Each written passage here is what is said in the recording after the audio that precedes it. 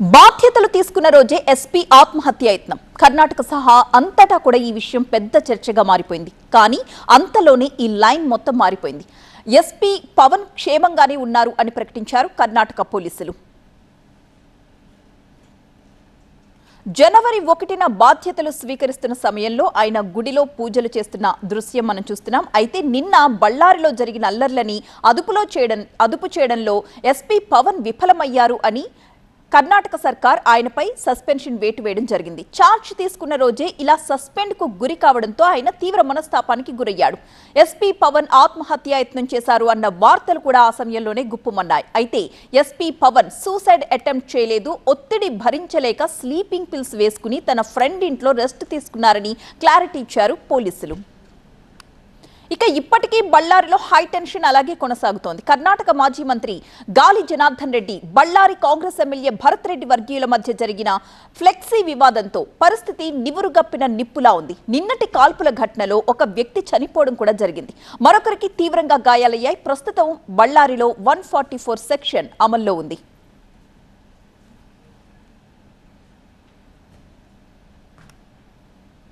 ప్రస్తుతం అక్కడ సిచ్యువేషన్ అందించడానికి మా ప్రతినిధి నరేష్ సిద్ధంగా ఉన్నారు. నరేష్, ప్రస్తుతం బళ్ళారి నివురుగప్పిన నిప్పులా ఉంది. టెన్షన్ వాతావరణం అయితే ఇంకా కొనసాగుతూనే ఉంది.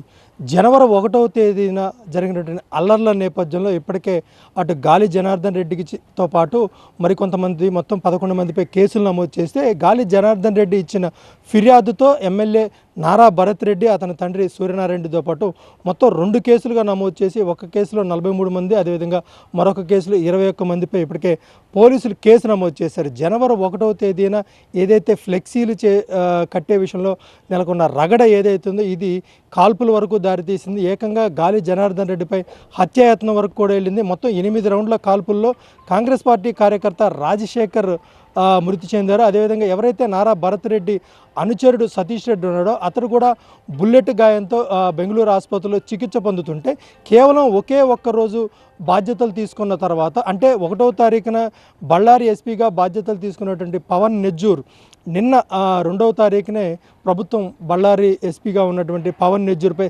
సస్పెన్షన్ వేటు వేయడం జరిగింది. ఏదైతే అల్లర్లను అదుపు చేయడంలో ఎస్పీ పవన్ నెజ్జూర్ వైఫల్యం చెందాడంటూ కూడా ప్రభుత్వం అతనిపై సస్పెన్షన్ వేటు వేసింది. సస్పెన్షన్ వేటు పడటంతో ఆయన బళ్ళారు శివారు ప్రాంతంలో ఉన్నటువంటి ఒక ఫామ్ హౌస్లో రెస్ట్ తీసుకుంటున్నాడు. అయితే 24 గంటల సేపు మెలుగుతో ఉండటం, నిద్ర లేకపోవడం వల్ల నిద్ర పట్టక ఆయన కాస్త స్లీపింగ్ ట్యాబ్లెట్లు వాడారు. ఈ నేపథ్యంలోనే ఆత్మహత్యాయత్నానికి పాల్పడ్డాడంటూ కూడా ప్రచారం జరిగింది. దీనిపై ఇప్పటికే పోలీసు ఉన్నతాధికారులు కూడా దీన్ని ఖండించారు. ఈ వార్తల్లో వాస్తవం లేదు, అతను ఎలాంటి ఆత్మహత్యాయత్నానికి పాల్పడలేదని ఒక క్లారిటీ అయితే ఇచ్చారు.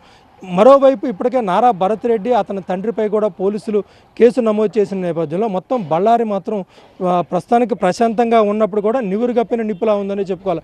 జనవరి 1వ తేదీన చెలరేగినటువంటి అల్లర్ల నేపథ్యంలోనే పోలీసులు ఒకవైపు అలర్ట్గా ఉన్నారు. మరోవైపు అటు కాంగ్రెస్ పార్టీ కూడా ఈ కార్యక్రమాన్ని వాయిదా వేసుకోవాలని ఒక నిర్ణయంతోనే అటు నారా భరత్ రెడ్డి కూడా ఈ వాల్మీకి మహర్షి విగ్రహావిష్కరణ కార్యక్రమాన్ని ప్రస్తుతానికైతే వాయిదా వేసుకున్నప్పటికి కూడా ప్రస్తుతం బళ్ళారి ప్రశాంతంగానే ఉన్నప్పటికి కూడా నివురుగప్పిన నిప్పులా అని ఉంది.